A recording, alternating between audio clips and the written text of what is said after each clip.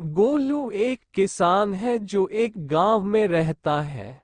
गोलू कभी स्कूल नहीं गया लेकिन वह बहुत होशियार है। पिछले वर्ष उन्हें पिछले वर्ष की तुलना में अधिक फसल उत्पादन हुआ। फसल को बाजार में बेचकर उसने खूब पैसा कमाया। एक रात एक चोर उसके गांव में धन चोरी करने आया। वह गोलू के घर गया। गोलू समझदार था, वह जानता था कि चोर उसके कमाए हुए धन को हड़पने का प्रयास कर सकता है। इस प्रकार वह विशेष रूप से रात के समय सतर्क रहता था।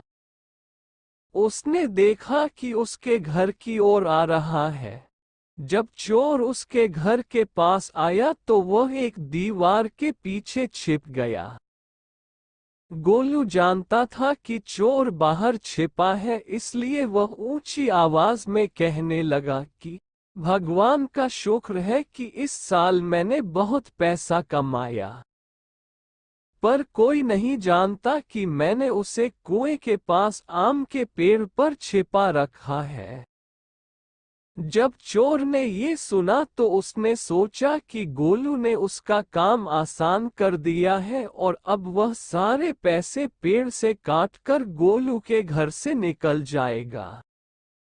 गोलू ने ये सब देखा और राहत की सांस ली कि अब उसकी संपत्ति सुरक्षित है।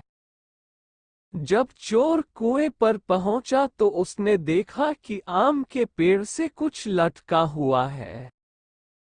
उस समय इतना अंधेरा था और वह स्पष्ट रूप से नहीं देख सकता था कि वहां क्या लटका हुआ है।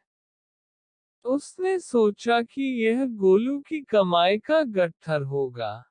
वह जल्दी से पेड़ पर चढ़ गया और पैसों की गठरी पकड़ ली।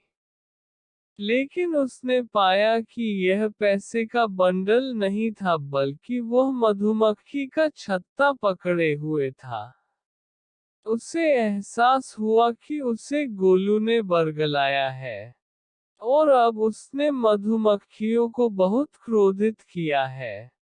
वह वहां से चला गया और भाग गया और फिर कभी वापस नहीं आया। गोलू अब एक अमीर किसान है।